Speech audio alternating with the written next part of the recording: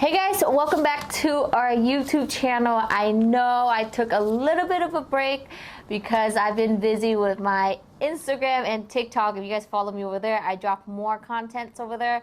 And but guess what? We are back at it again on our YouTube channel. And don't get too excited. We're still gonna do our 2 crimes and nails. And I did read a lot of comments that, sometimes my story can get confusing because of me switching back and forth between the nail tutorial and telling my story. And I'm trying to do better, so that's why today we're going to do a story that I'm more familiar with so that it can go a little more smooth. And I think I found a little bit of a technique to make it a little bit more smooth this time. So thank you guys for all the comments that you guys left on the channel for me on how to improve my videos. I love it, and please keep coming to the channel with all those comments. I love to read it, and it really helps me improve my channel as well.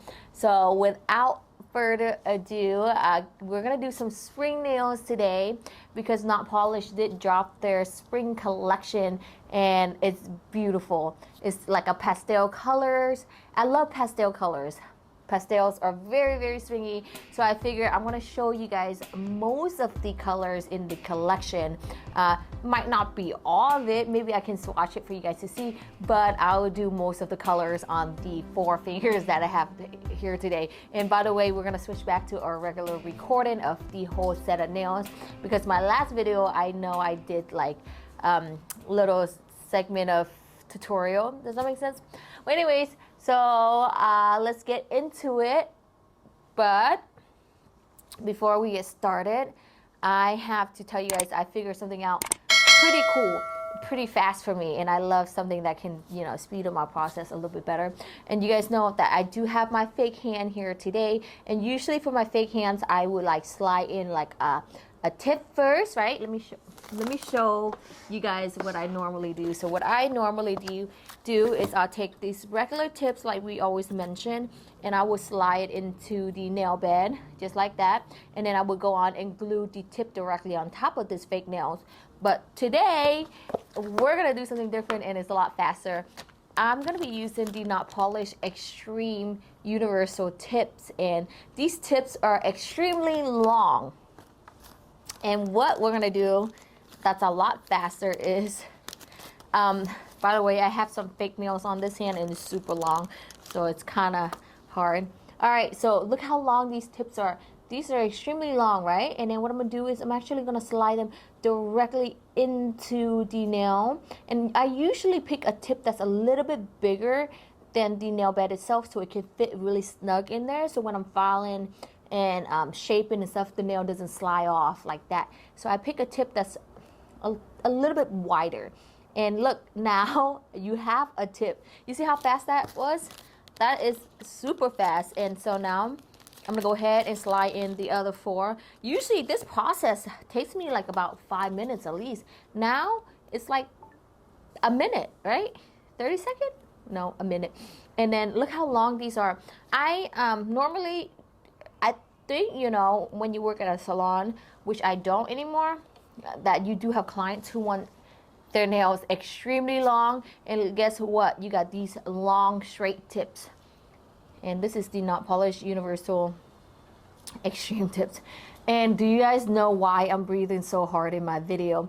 If you guys follow me, I did post it on my Instagram. I don't know if I posted on Facebook yet. I mean on YouTube yet, but I am almost 20 weeks pregnant, so my breathing it's getting a little bit harder. So when I'm talking, I will be breathing a little bit hard. All right, so now I have the tips on, and I'm just gonna trim it off to the length that we want. And here's another thing: when we're practicing, me and V, we do host classes in different cities. And by the way, we do have a class coming up in Houston on May 2nd and May 3rd. It's a 2 days training. So we're gonna be doing basic to advanced training. So we'll be teaching all the tips and the techniques that what we how we do nails. We're going to be showcasing it to you guys all.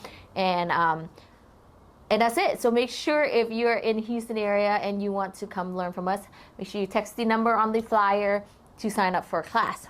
So when we do teach classes and when we have beginners that's taking the class, they always seem to start out the nails super long when they're practicing. And I was like, when you're practicing or when you're so new in the nail industry, nail game, I would suggest you start out with a shorter nails, because it's like we're first thing is like, you don't understand the powder to liquid ratio too well yet. So it's like you don't understand that concept yet, and now you're struggling to pick up the right bead, and on top of picking up the right bead, you're struggling to do the length as well. So always, if you're practicing, always start out with shorter nails and work your way to the longer length. Once you get your craft down with the shorter nails, you can transfer it to the longer nail. It'll be a lot easier instead of starting out super long nails. Now you're struggling with the length and the product itself. So just make it a little bit easier for yourself. Always start shorter. I know I always start longer with the fake nails, but I did start out short when I first started as well. And I'm just gonna use my scissor to trim it down. And you see how super quick and easy that is? And remember, these scissors does get old, so when they start not cutting too well anymore, we do have to replace them. How do I know they're not cutting really well anymore? Because they're not sharp. They're getting dull. It's like they don't make a sharp cut for me. So usually you would toss it away and get a new one. And then to line them up, I just cuticle to cuticle to make sure they're all similar length.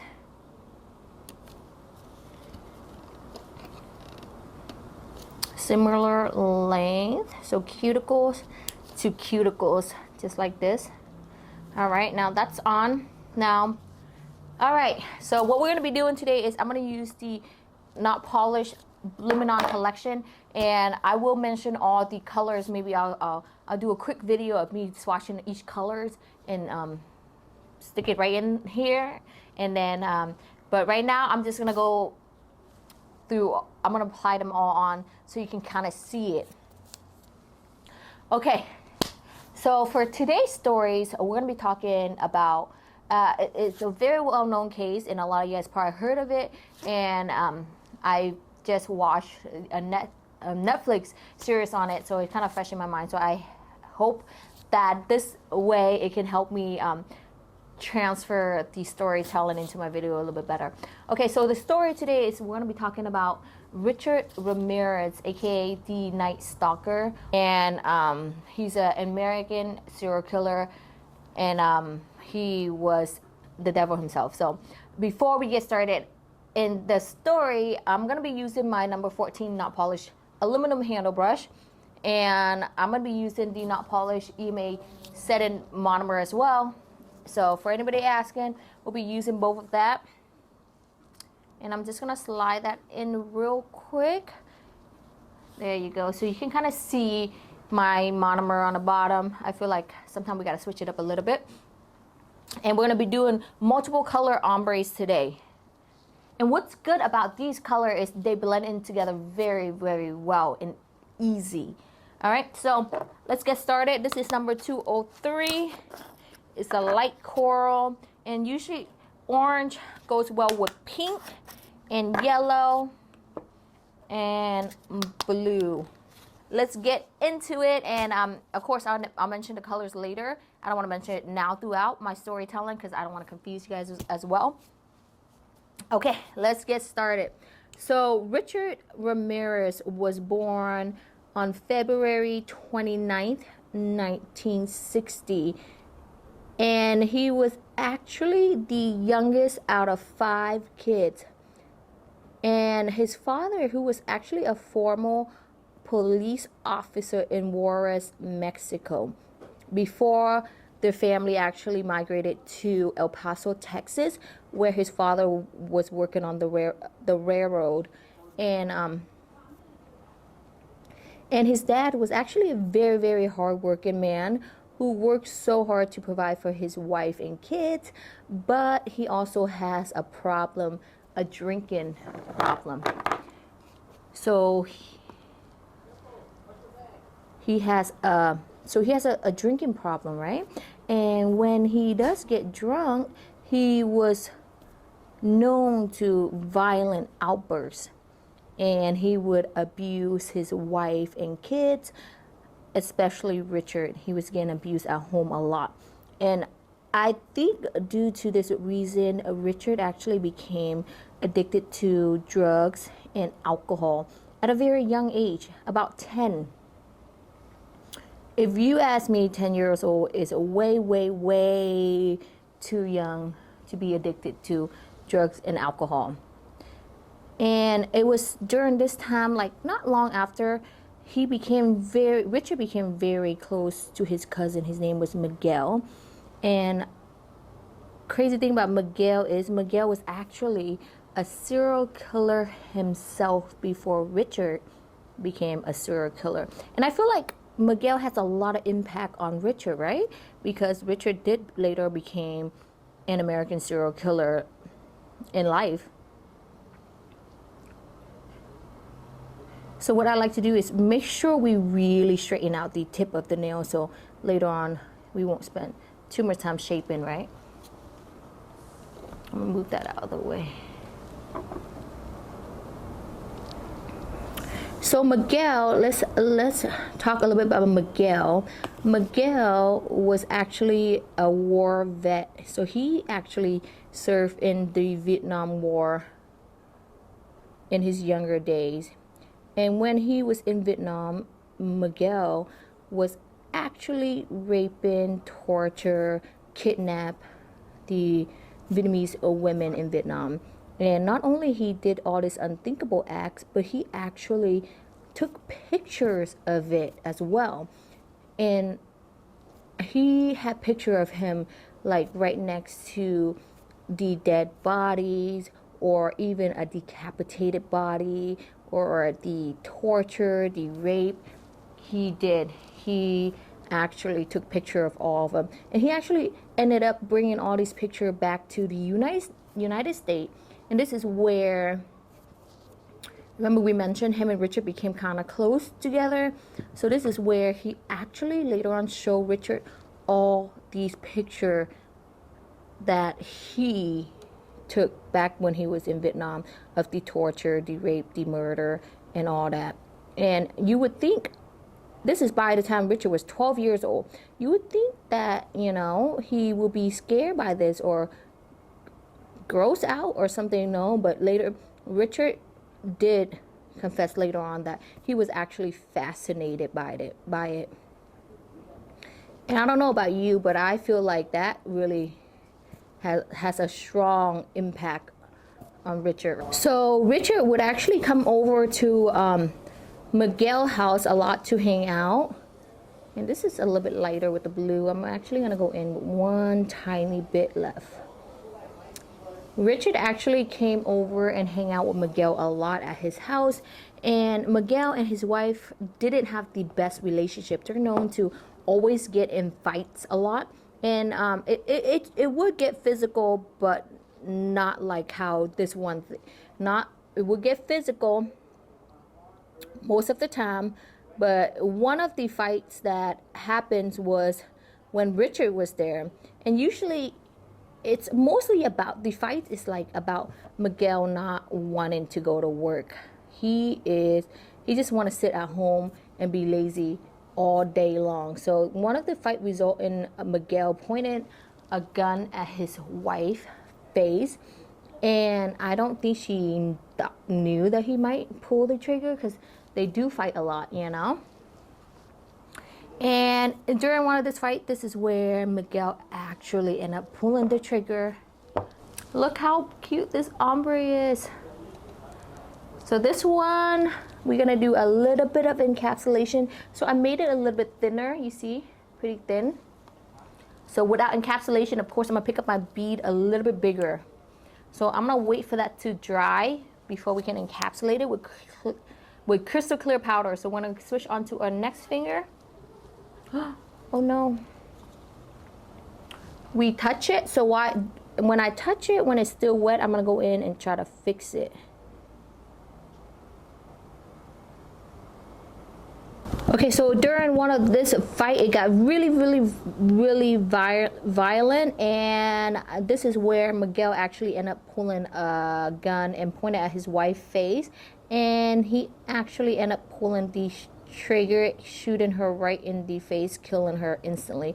And guess what? This all happened right in front of Richard. He was just sitting there and he saw the whole thing happen. And this is when Miguel, of course, told him like, hey, keep quiet about this. And Richard, of course he did. He was pretty close to his cousin Miguel, so he kept quiet about it.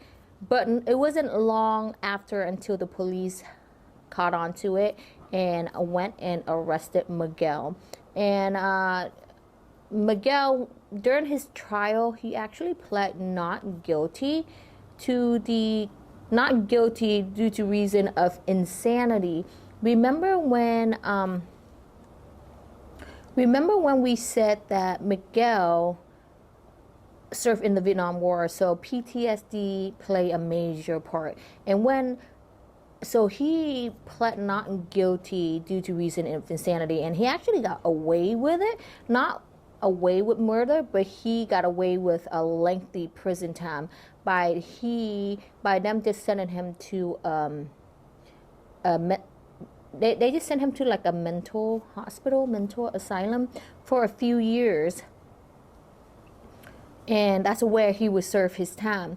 And remember, we did say Richard and Miguel was pretty close, and it was before Miguel went to serve, before Miguel was put away. He actually also not only did he show Richard of all the picture of the kills, the murders, and the rape while he was in Vietnam, but he also taught Richard some valuable stuff that Richard ended up using a lot later on in life, and that was like how to hide in the dark, how to also not kill, but how to kidnap people, how to strangle them, how to stay hidden. So he taught Richard a lot of the military skill that he learned, and Richard took this skill with him later on in life. Richard actually ended up moving into his sister's house, and his sister was married at the time, so she was living with her husband. And not only Richard moved from one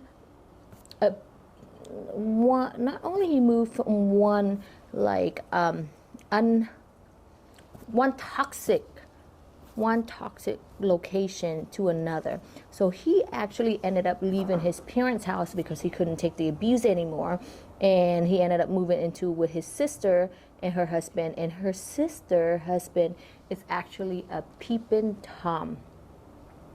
What he does is he actually at night he would go out around the block and he would he would peep into the neighbor's house, the beautiful lady's house, and watch them like undress or taking a shower, just all the creepy stuff. And this is where he actually ended up bringing Richard along with him. Can you believe it? So now Richard became a peeping Tom himself, and when Miguel actually got out from the mental hospital, he ended up joining them on the adventure that I have. It reminds me of cotton candy. Fast forward, Richard is in high school now. While he was in high school, he actually got a job at the hotel. He was working at a Holiday Inn, and during his time of employment here, Richard actually got the master keys to all the bedrooms. And if you don't know what the master keys are, the master key will give you access to all the room. And remember we said that Richard became addicted to drug and alcohol at only 10 years old, and to fund his addiction, to be able to afford his addiction, he actually would work at the hotel. And what he does is entering the room with his master key, and he would steal valuable stuff from the customers. And it was during one of his break-in into one of the room. There was a couple's room, but the husband actually stepped outside the room to go do something, and then his wife was the only one left in the room. And during one of this break-in, Richard actually not only tried to steal their valuable stuff, but he actually was about to rape her as well. And this is when her husband returned back to the room and caught Richard right in the act. And the husband beat the heck out of Richard, held him down, and called the police. When the police arrived, of course, they arrested Richard. At his trial, his punishment wasn't too much because the couple ended up not testifying against Richard in court because guess what? They were from out of town, so they really don't want to return to Texas to testify against Richard because that's just too much work for them. So they kind of just dropped the case, and Richard got away with it pretty easy. And of course, he did lose his job at the hotel as well. There wasn't too much information on what he was doing after he dropped out of high school, lost his job, but by the time he was 22 years old, Richard actually ended up moving to California. He did have older siblings that were living out there, so he ended up moving to California. It was this time that Richard stayed in the Tenderloin district in California, and he lured a 9-year-old girl into the basement of a house, and this is where he raped and killed her. And this kill wasn't linked to him initially because there wasn't like enough evidence until later on. So this is his first kill. And now let's pass forward until 1984. When Richard moved to California, his drug and alcohol addiction escalated. So during this time in California, he became addicted to cocaine, heavily addicted to cocaine. And he'd break into people's house and he would steal all their valuable. First, actually, he would kill them and then steal in all their valuables to fund for his cocaine addiction. And in 1984, he would break into Jeannie's house, and Jeannie was sleeping. And when Richard entered the house, he actually took a knife and stabbed her repeatedly. Even after she died, he continued to stab her as well. And when she was already dead, he actually ransacked the house and went through the house to look for valuable stuff that he can take and sell to get money to buy drugs and alcohol.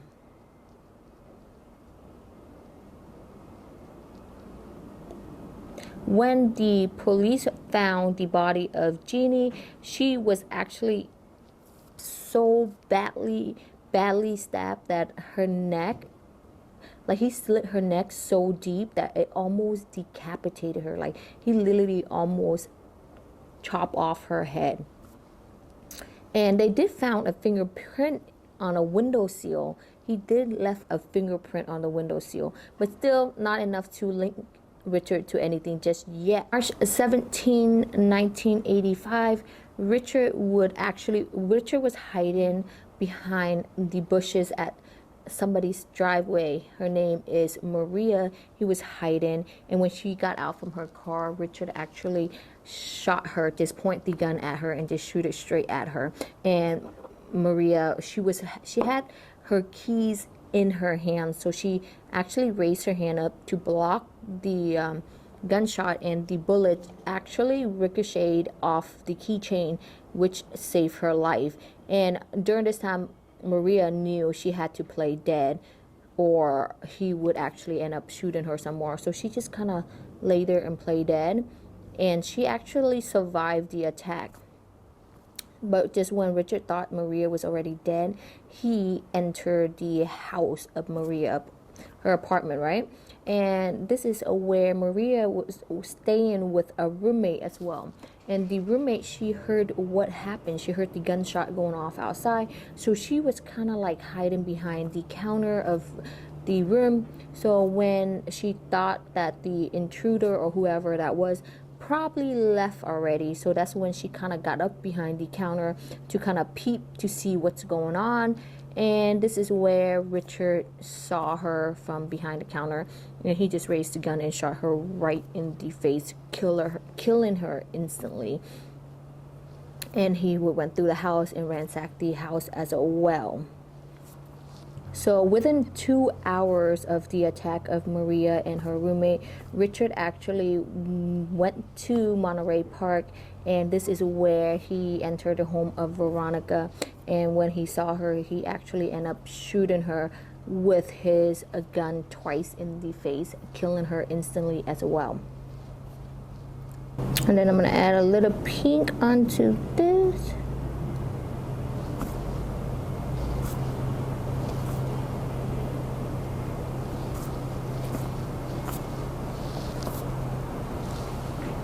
Now, after he killed Veronica and Maria's roommate in one day, so that's 2 murders and 1 attempted murder in one single day. So that actually attract a lot of news coverage. And this is where they gave Richard the names that they gave him first was the Valley Intruder and the Walk-in Killer. So that was his first initial names that the media gave him when he first started killing. So we're just going to encapsulate this all the way to the tip of the nail. And when we're working with clear acrylic, make sure we pick up the bead a little bit runnier so we don't have that cloudy look or like the air bubbles in the nails, right? So if you encapsulate the nails and you have issue with a lot of air bubbles or just look cloudy, make sure we pick up the bead a little bit wetter than usual.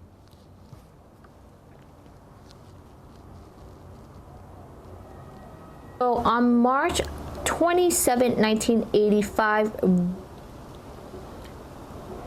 Richard actually re-entered the home that he burglarized earlier in the year. He actually went back to this house of Vincent, 64 years old, and his wife Maxine, who was 44 years old. And when Richard entered the house, he saw Vincent first. He He pulled out the gun at Vincent. Vincent also has a handgun on him as well. And when Vincent went to reach for his handgun, Richard ended up pulling the trigger first, killing Vincent instantly. And when this happened, it has awakened his wife, Maxine. And when Richard saw Maxine, he turned his attention to her, of course, and he would actually beat her up and then tie her up. And while she was tied up, he ransacked through the house looking for anything that's valuable that he could sell. And while he was ransacking through the house, Maxine actually managed to wiggle herself out the bound that Richard had her in. And this is when she went to grab the shotgun. They had a shotgun, so when she went to grab the shotgun, she pointed at Richard and to try to pull the trigger, and the shotgun wasn't loaded. And this really, really pissed off Richard. So what he ended up doing is he actually went to the kitchen, grabbed the knife, and started stabbing her, killing her. And after he was done, he ended up raping her as well after he was done stabbing her. And after all the rape and the torture, Richard ended up taking the with kitchen knife and removed both of her eyes. He removed both of her eyes and put them in a jewelry box and took it with them. And later on, the couple's son would discover his parents in the house. And when they called the police came and they found bullets at the crime scene. And now they also found something new. A shoe print in the flower bed. And Richard actually left a shoe print in the flower bed at the couple's house, and the police took casts of the shoe print and kept it for record. And we're just going to encapsulate this all the way down as well. So I'm just going to use my e-file, run it at a very low speed, like a 13 RPM, to do my pre-shaping and smoothing out the top of my nails before I go in with a hand file to finalize my shape. So let's get into the pre-shaping first. And on this side, I usually just go all the way upward like this. You see, on the right hand side, I will go up, and then on this angle, a little bit on this. And on the left hand side, I will go downward like this as well.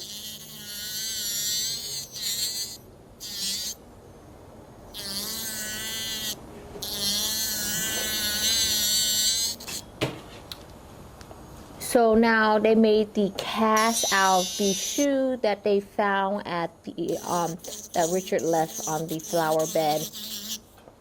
And this is where they also found bullets at the crime scene as well. And the bullets end up matching to the bullets at other crime scenes. And this is where the police actually determined that now they have a serial killer at large.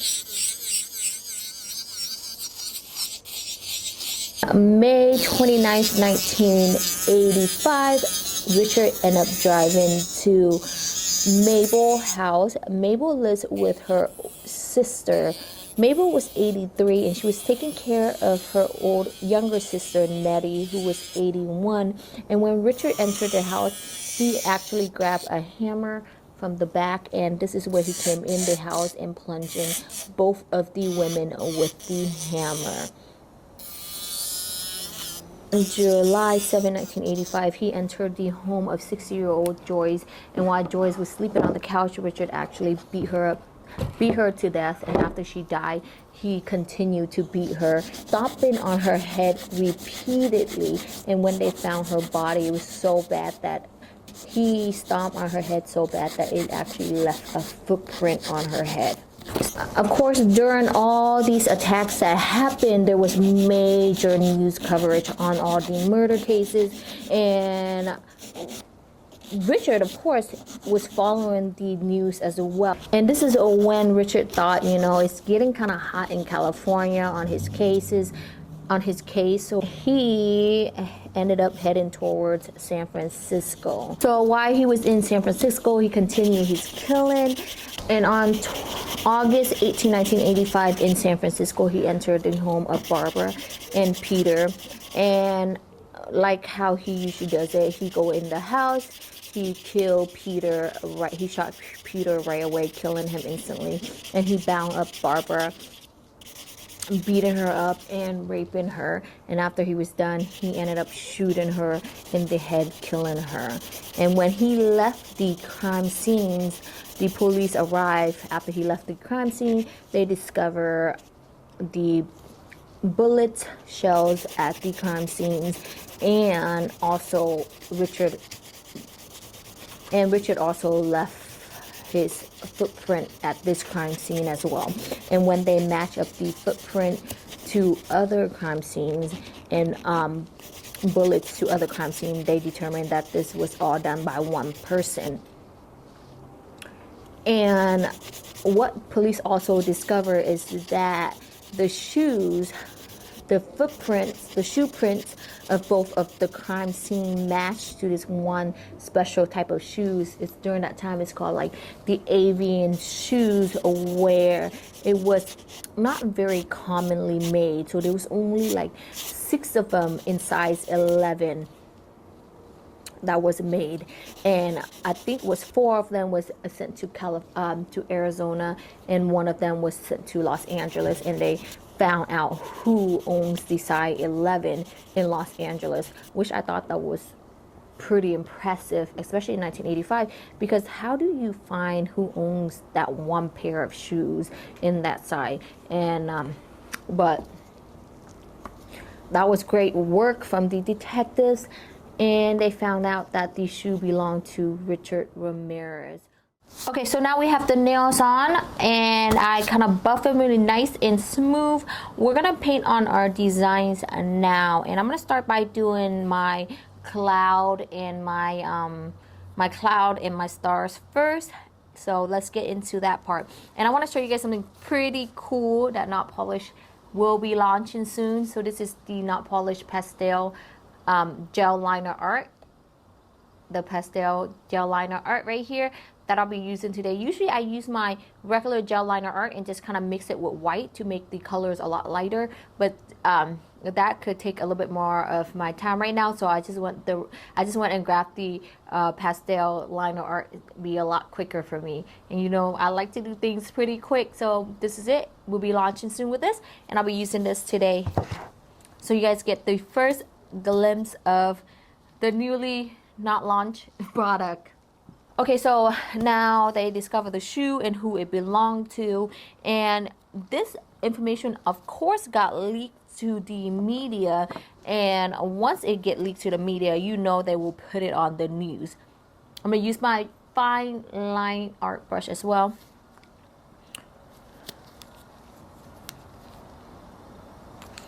So let's do the stars first. How we do the stars is we're gonna make the dot in the center. So wherever you want the stars to be, dot in the center, dots in the center. So make your dot first, and then we're gonna use the fine line art brush. Oh. And then what I'm gonna do is actually, you see, I'm gonna pull it from this up and this out.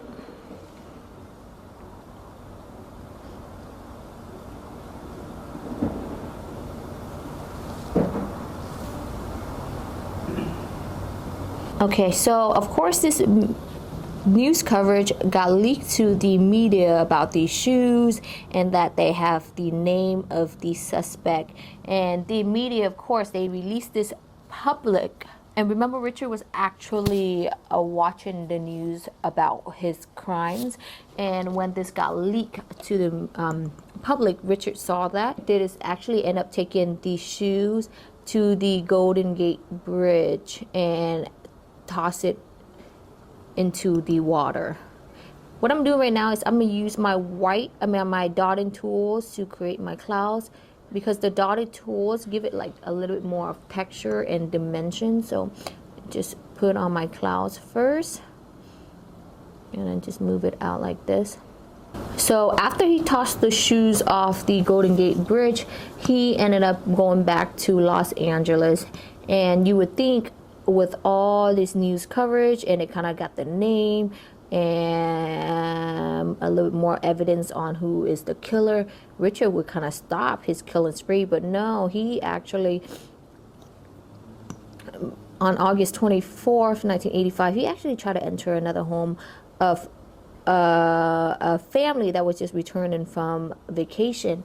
And when he tried to enter the home, the son of the family house was actually awake. He heard that somebody tried to break into the house, and during this time in LA or in California, everyone, it was just on high alert. I'm just using a flat brush to kind of melt it down. This brush has a little bit pink gel on, and I forgot to wipe it off, but it's okay. It's still cute. It still match with the design, so I'm actually gonna keep it. Kind of melt it down. You know how cloud, it kind of melts down on the bottom. So when the son heard that somebody tried to break into the house, he was like screaming, waking up his parents, and they were all making a lot of noise in the house, making sure that the intruder heard that there's people in the house so they can leave. And when Richard actually got scared, so he actually took off. He went out, got in his car, and took off. And this is when, the son actually looked out the window and looked at the license plate, wrote down the license plate, the make of the car, and the model as well. What we're gonna do is we're gonna cure this first. create that little bit glowing stars effect of the nails, I'm gonna use a little bit matte top coat. You can use clear top coat if you want, but I just have the matte going on right now. I just have the matte powder. I just have the matte polish with me, so I'm just gonna use it. A little bit of the matte, and then I'm gonna transfer a little bit of white gel and just kind of dilute it down, so it'll be like a see-through sheer white. All right, so now we're gonna go in and put this sheer white right in the center of our stars. Just give it that glowing effect.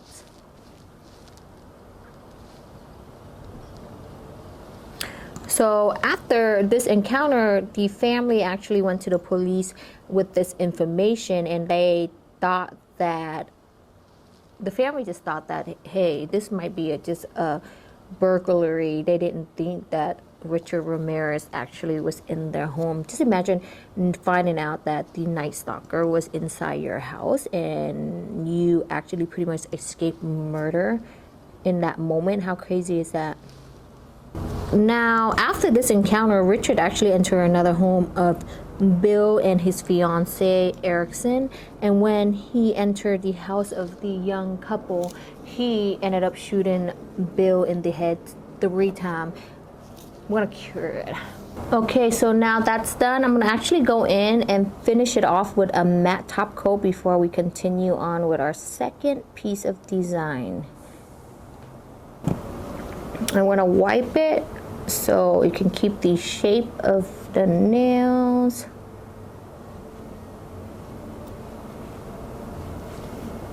So now this is cure, and then now this is cure. We're gonna go in and draw on our different designs. And when he entered the young couple house, he actually shot Bill in the head 3 times almost instantly. After he shot Bill 3 times in the head, he turned his attention to Erickson, and he actually told her that let the people know that the Night Stalker was here. After that, he tied her up and assaulted her and made her swear that she loved Satan. And after all this, he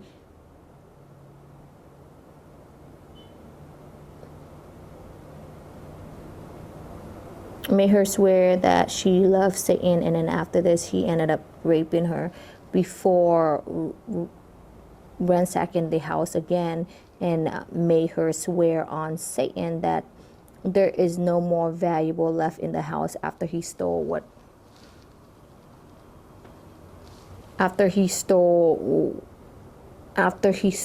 they had in their house. And then he ended up leaving the crime scene as well. And this is when Erickson actually untied herself and then ran to the neighbor's house and called the police. Erickson and her fiance actually end up surviving the attack. When they went to the hospital, the surgeon actually removed all 3 of the bullets out of Bill's head, saving him and his wife as well.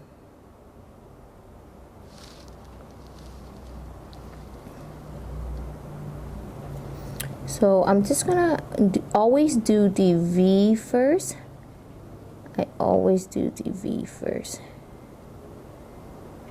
And I did not cure any of the LV design just yet, because I'm gonna go in and actually sprinkle clear powder on it to give it that like 2D dimension. So I'm gonna go in and paint on my LV design.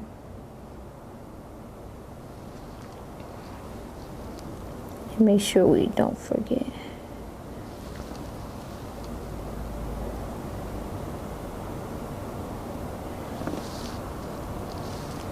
And then just do your outline first, and then you can thicken up any line as you go. I'm gonna go back and thicken this up just a bit.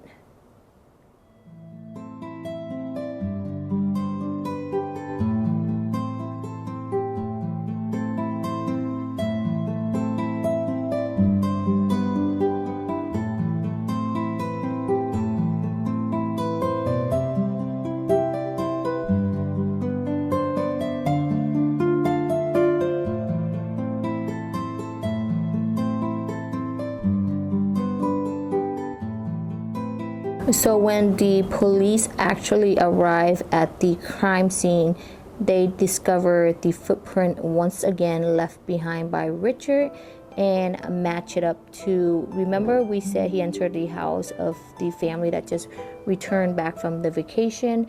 Well, they found the car that matched the description. It was reported stolen, and when they found the car abandoned by Richard, this is where they actually went in and dust for fingerprints, and they found Richard fingerprints. He was pretty good about wiping down and everything, but he actually left fingerprint this time.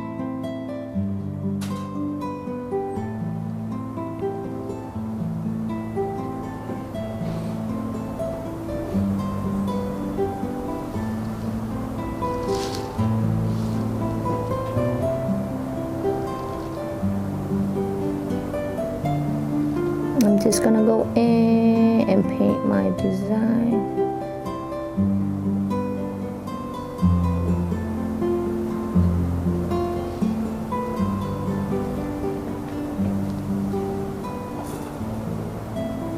Make sure we color in nice and neat.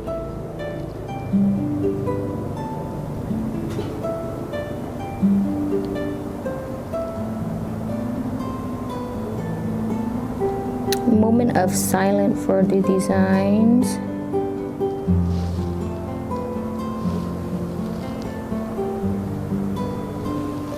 And this is when I'm gonna, while the gel, the design is still wet, we're gonna go ahead and pour a clear powder directly on top of this wet gel, okay?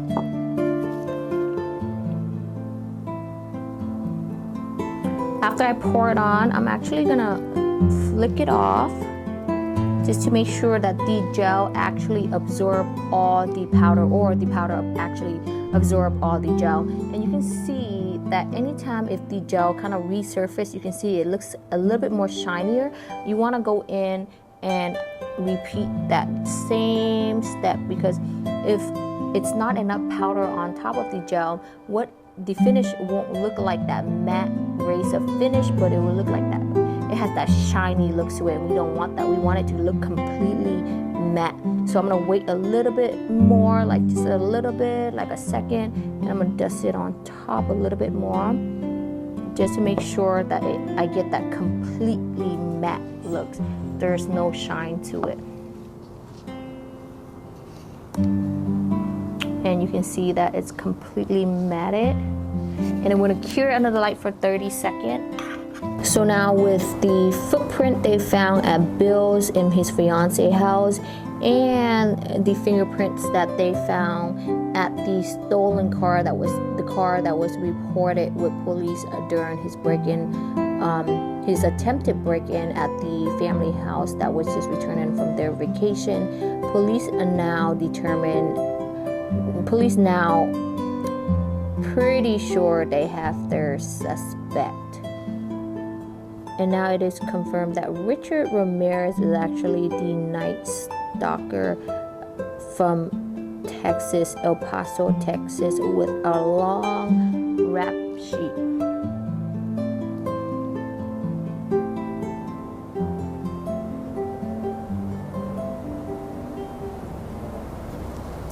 So now the police actually went public with all of this, and they plaster his picture on the news, and they said that, you know, now they're really confident that they have Richard, and that there is nowhere for him to hide, and it is best that he turned himself in. And of course Richard saw this too, and that kind of freaks him out. So Richard actually got on the bus and tried to take off into Arizona, and take off to Tucson, Arizona, because his brother was actually living in Arizona. So he was trying to go to his brother. For this one, I'm actually going to pour the clear on right now, just so I don't have my design kind of bleed into each other too much. So I'm gonna paint. So if you want to be sure, be more safe, on the safer side, I would sprinkle the clear powder on top of the design as soon as I'm done with the first one, not do all three like how I did with the first nail. This is just the safer way of doing it right here. Make sure we dust it off really nice and clean. Dust it off nice and clean before we paint on our second design. So now Richard went to see his brother in Tucson, Arizona, but we don't know why when he arrived there. He actually never went to see his brother. He actually just went back to California, Los Angeles area. Maybe he felt bad. Maybe he doesn't want to get his brother involved. So he actually just went back to California. So he went back to California, and this is where he went back to LA. And when he was in LA, he actually saw his picture blaster everywhere on every newsstand. And this really freaked Richard out. So it freaked him out so bad that he actually ran on the freeway, probably just try to escape. I'm not sure why he was running on the freeway, but he ran on the freeway to try to escape. And when he was running, he tried to break into another car, and the car already has a woman sitting in it, and he still tried to break into her car.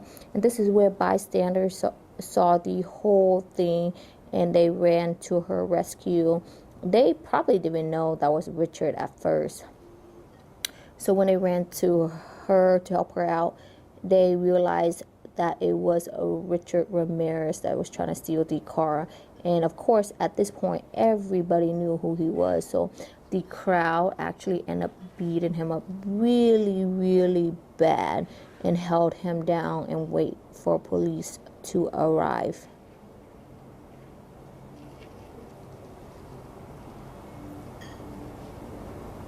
I'm just going to color in.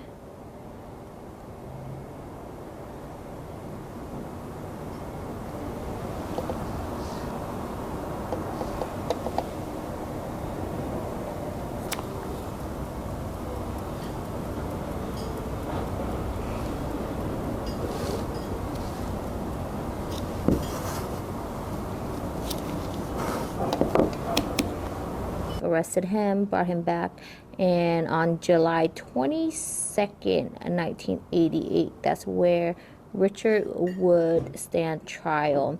And while he was at court, you can clearly see that Richard has a pentagram and the word "Hail Satan" drawn on his hand.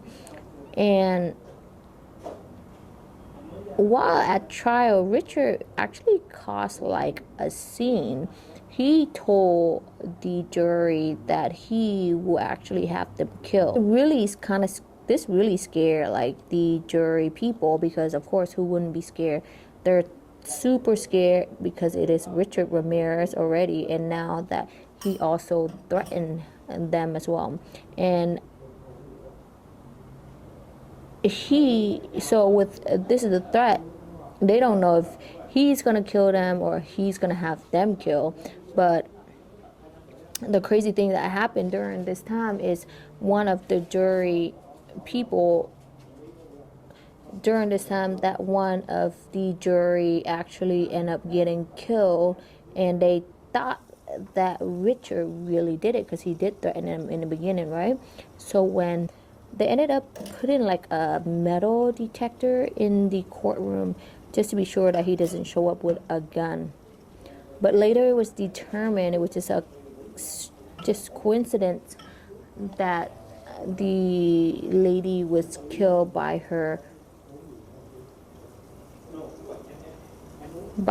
husband due to like a domestic violence case. And during his trial, it cost the state a lot of money. Actually, his trial cost about $2 million during his time. That's a lot. And it also said that his his trial cost more than the O.J. Simpson trial.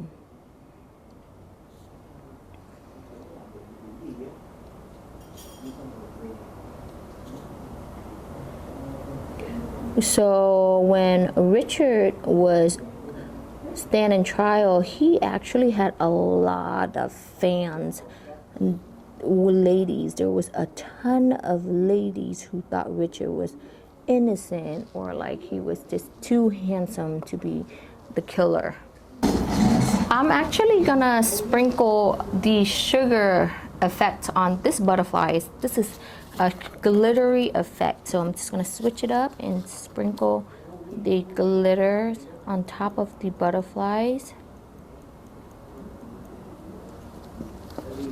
And then we're gonna take it out and cure it for 30 seconds as well. So Richard actually ended up getting married to one of his fans during his time in prison while he was waiting for his execution. Can you believe Richard actually got married in prison? Like, who would actually marry him? But he did get married while he was in prison.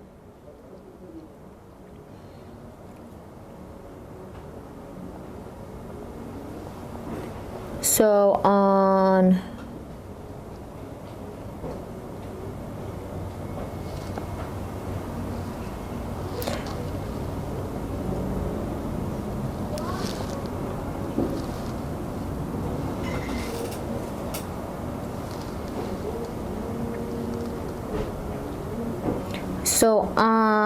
September 20th, 1989, Richard actually ended up getting convicted of all 13 charges of murder, 5 attempted murders, and multiple charges for burglary, rape, and assault.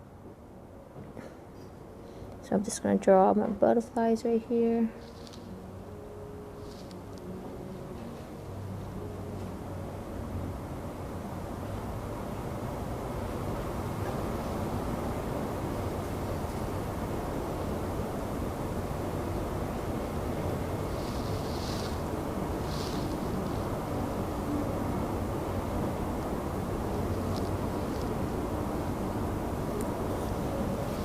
You can do any color you want, any design you want, but I just thought I'd do some cute outline of butterflies for you guys to see, and then I'm gonna sprinkle the glitter on top of it.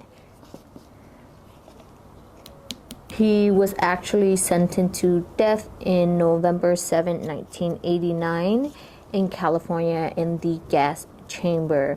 But Richard was, you know, when you sentence to death, you don't get killed right away. So he was in prison for at least another 20 years. And before he even hit the gas chamber, Richard actually died from cancer in his prison cell, which I thought was a little bit too easy. Maybe they should just let him live a little bit longer and suffer a little bit more before killing him. But no, he died from cancer at the age of 53. So this is the finished product. What do you guys think of this? I just thought I just did like a simple butterflies on it. I didn't want to go all out with the LV on the other two as well, because that might take a little bit of time, and I don't want to take too long on this design, but I kind of show you guys how to do it. Look how cute.